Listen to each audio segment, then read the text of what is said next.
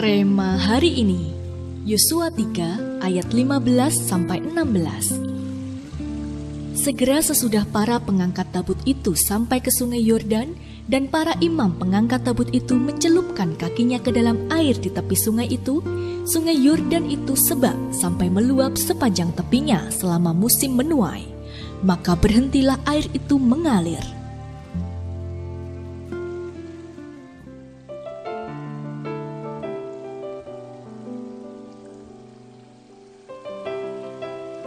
Ada perbedaan yang sangat mencolok ketika bangsa Israel ada di bawah pimpinan Musa dan Yosua.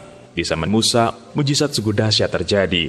Laut Teberau terbelah, 10 tulah di Mesir, mujizat burung puyuh, roti mana, dan masih banyak lagi.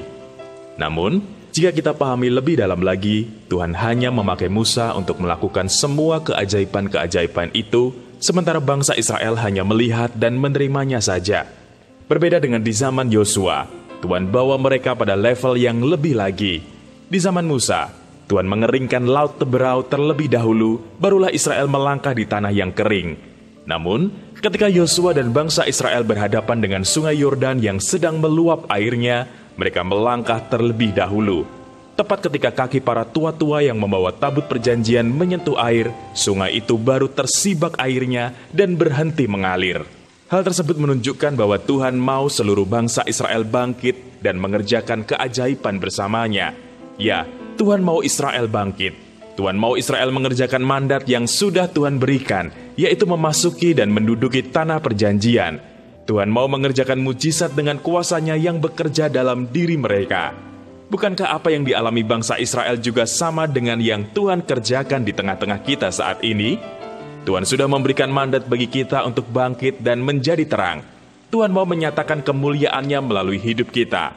Namun, bukan lagi seperti di zaman Musa, tetapi seperti yang dialami bangsa Israel di zaman Yosua. Tuhan mau umat-Nya melangkah terlebih dahulu, baru sungai Yordan berhenti mengalir. Artinya, Tuhan mau kita melangkah masuk dalam dimensi kuasa-Nya terlebih dahulu, baru kemudian kita akan melihat mujizat-Nya menyertai apa yang kita kerjakan. Dan saat itu terjadi, kita akan siap merebut tanah perjanjian kita, menyelesaikan mandat yang Tuhan berikan atas kita semua. Haleluya! Apakah yang bisa Anda terapkan dalam hidup Anda saat ini melalui kisah bangsa Israel yang berhasil menyeberangi sungai Yordan? Adakah ketakutan yang masih menguasai Anda saat ada mandat dari Tuhan untuk melangkah maju? Bagaimana Anda mengatasinya? Apa yang akan Anda lakukan supaya peremaan Tuhan semakin kuat dan jauh lebih kuat dari semua ketakutan Anda? Tuliskan komitmen Anda.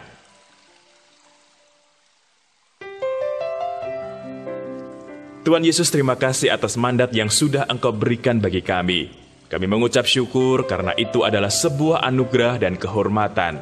Berikan kami kekuatan supaya kami terus dimampukan untuk hidup di dalamnya, dan mulai masuk dalam dimensi kuasa-Mu, sehingga mujizat-mujizat semakin dinyatakan melalui hidup kami, dan nama-Mu semakin dipermuliakan. Di dalam nama Tuhan Yesus, kami sudah berdoa. Amin. Untuk dapat menunaikan mandat membebaskan bangsa kita perlu melangkah masuk dalam dimensi kuasa dan mujizat Tuhan.